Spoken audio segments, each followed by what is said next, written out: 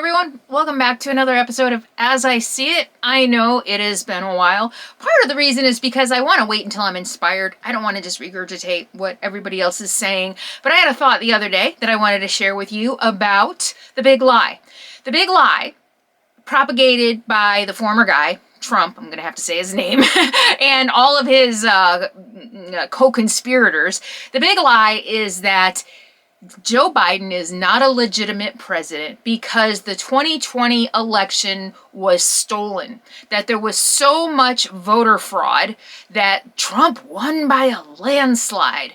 That is what all of the Trumpsters are saying, and that they have convinced their base, they've convinced their voters that this is true. Here's my question for those Trump supporters.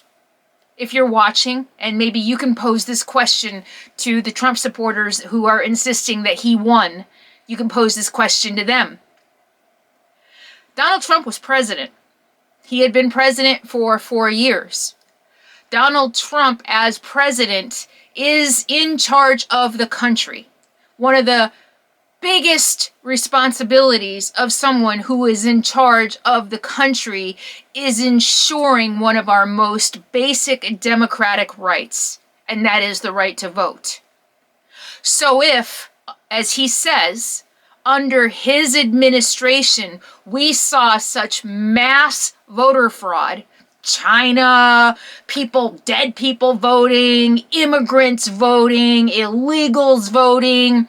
If this is true, which it's not, we know it's not, but challenge his people. If this is true, isn't it his responsibility? If in fact our voting systems were so compromised that an entire election should be erased, who does that fall on? That falls on him. He failed. If that were true, and again, it's not, the election was fair and square and there wasn't that mass voter fraud, as every court and investigation and recount has shown.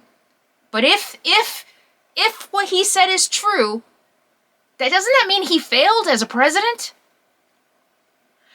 If the election were truly stolen or hacked by the Chinese, or if millions of illegal immigrants were voting, that falls on him as the leader of America to ensure and protect our democracy. If the election were indeed as rigged and stolen under his watch, number one, how could that happen? Under his watch. It can't, because it didn't. But if it did, that means he failed. Do you really think then, if he failed at preserving the most basic of democratic rights, that he deserves to be president? This guy who is claiming that he is still president because the election was stolen, because it was rigged, doesn't deserve to be president if in fact what he says is true.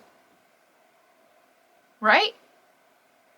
So that's what my thought is. And I haven't really heard anybody else kind of taking that angle on it. If everything he says is true, he doesn't deserve to be president because he allowed our election to be compromised. Period. That doesn't make him president.